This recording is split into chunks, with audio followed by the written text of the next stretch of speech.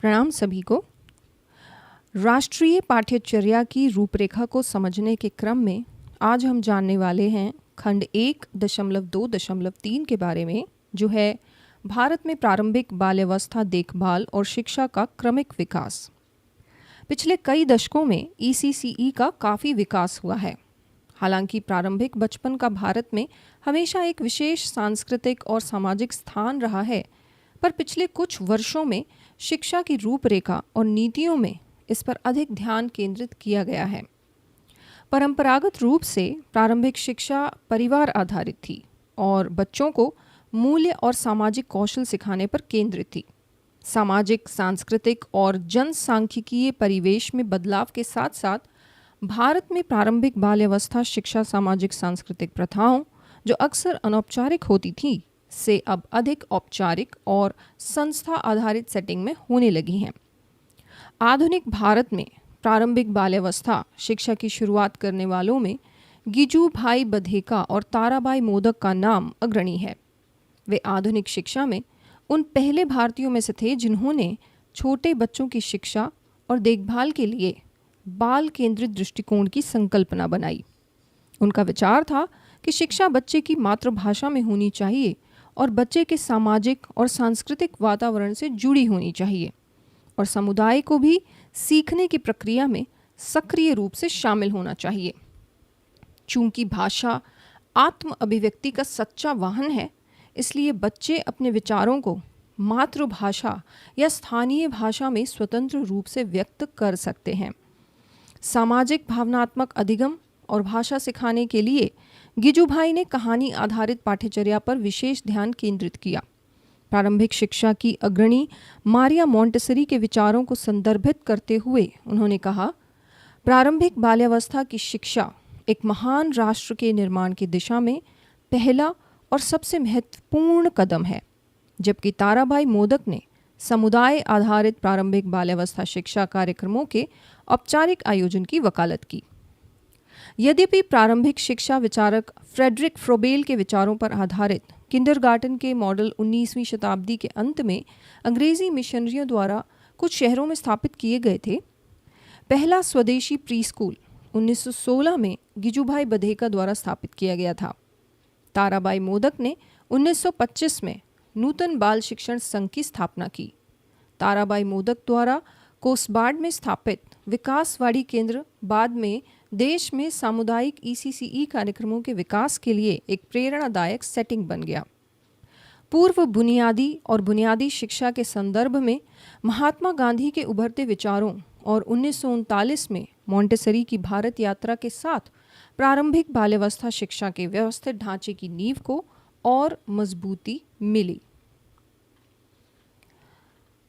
खंड 1.2.3.1 स्वतंत्र भारत में प्रारंभिक शिक्षा।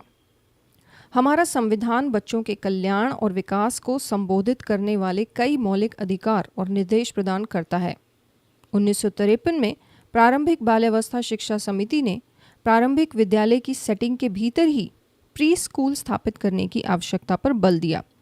केंद्रीय समाज कल्याण बोर्ड की एक योजना के तहत कई संगठनों ने ग्रामीण क्षेत्रों में बालवाड़ी की स्थापना का समर्थन किया ताकि वे ऐसी सेवाएं प्रदान कर सकें जो परिवारों और समुदायों के लिए एकीकृत शिक्षा, स्वास्थ्य और देखभाल प्रदान करती हैं। 1963-64 में बाल देखभाल समिति द्वारा कई प्रावधानों की सिफारिश की गई थी ताकि यह सुनिश्चित किया जा सके कि प्रारंभिक वर्षों में शिक्षा भारतीय संदर्भ में प्रासंगिक हो। कोठारी आयोग 1964 ने देश में स्कूल पूर्व केंद्रों की स्थापना की सिफारिश की। शिक्षा पर राष्ट्रीय नीति और राष्ट्रीय बाल विकास बोर्ड की स्थापना के साथ प्रारंभिक बाल्यावस्था शिक्षा पर फोकस एक महत्वपूर्ण लक्ष्य के रूप में रखा गया था, जो आगे की स्कूली शिक्षा में योगदान देता है। खंड 1.2.3.2 समेकित बाल विकास योजना। देश में समेकित बाल विकास योजना 1975 में 33 प्रायोगिक ब्लॉक में शुरू की गई। इस कार्यक्रम में यह परिलक्षित हुआ कि फोकस अब कल्याण आधारित सेवाओं पर न होकर विकास आधारित सेवाओं पर है और इसमें बच्चों को एक राष्ट्रीय संसाधन की तरह देखा जा रहा है। कई वर्षों से ICDS दुनिया में ECCE सेवाओं के लिए सबसे बड़ा और सबसे व्यापक कार्यक्रम है। ICDS के तहत आने वाली आंगनवाड़ियाँ देश भर के दूर दराज के इलाकों में 6 साल से कम उम्र के बच्चों को और साथ ही माताओं व किशोरों को स्वास्थ्य, शिक्षा और पोषण सेवाएं प्रदान करती हैं।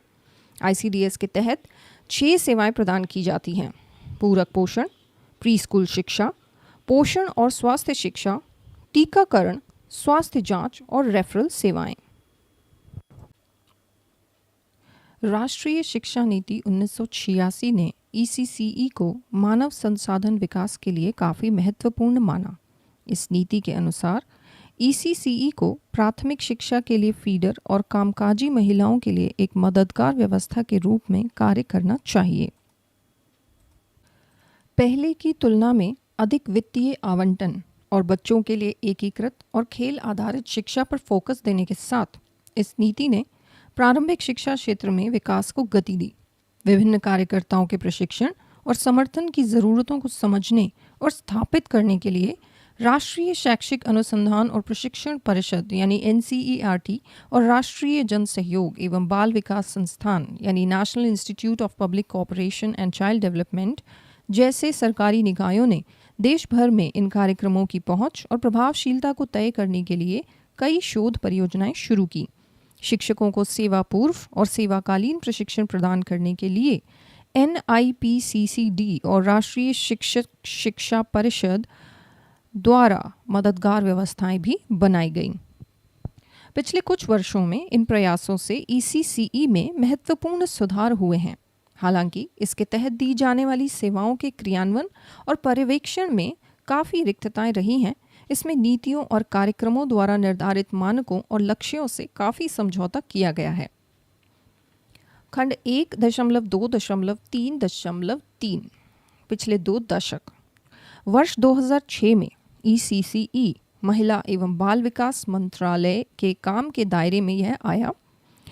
MWCD के तहत राष्ट्रीय प्रारंभिक बाल्यावस्था देखभाल और शिक्षा की नीति 2013 तैयार की गई थी। यह शुरुआती वर्षों के बच्चों के लिए पहली और एकमात्र नीति बनाई गई थी। इसमें 6 साल से कम उम्र के सभी बच्चों के इष्टतम विकास और सक्रिय सीखने की क्षमता के लिए समावेशी, न्याय संगत और प्रासंगिक अवसरों को बढ़ावा देने की दृष्टि थी। इसके बाद वर्ष 2014 में MWCD द्वारा एक राष्ट्रीय प्रारंभिक बाल्यावस्था देखभाल और शिक्षा पाठ्यक्रम की रूपरेखा तैयार की गई, जिसमें प्रारंभिक वर्षों में शिक्षा में सुधार के लिए महत्वपूर्ण प्रतिबद्धताएं थीं। इसने सभी छोटे बच्चों की गुणवत्तापूर्वक देखभाल, उनकी शिक्षा और इन तक उनकी सार्वभौमिक पहुंच हो, इस पर देश की प्रतिबद्धता को और सुदृढ़ किया है। 2019 में NCERT ने 3 साल की स्कूल पूर्व शिक्षा के लिए पाठ्यचर्या और दिशा निर्देश भी विकसित किए। हालिया सबसे परिवर्तनकारी NEP 2020 रही है, जो एक बहुत ही स्पष्ट लक्ष्य को व्यक्त करती है। वर्ष 2025 तक 3 से 8 वर्ष की उम्र के हर बच्चे तक मुफ्त, सुरक्षित, उच्च गुणवत्तापूर्ण, विकासात्मक दृष्टि से उपयुक्त प्रारंभिक बाल्यावस्था में देखभाल और शिक्षा की पहुंच हो। तो यहाँ समाप्त होता है हमारा खंड 1.2.3। मिलेंगे अगले सत्र में खंड 1.2.4 के साथ। प्रणाम।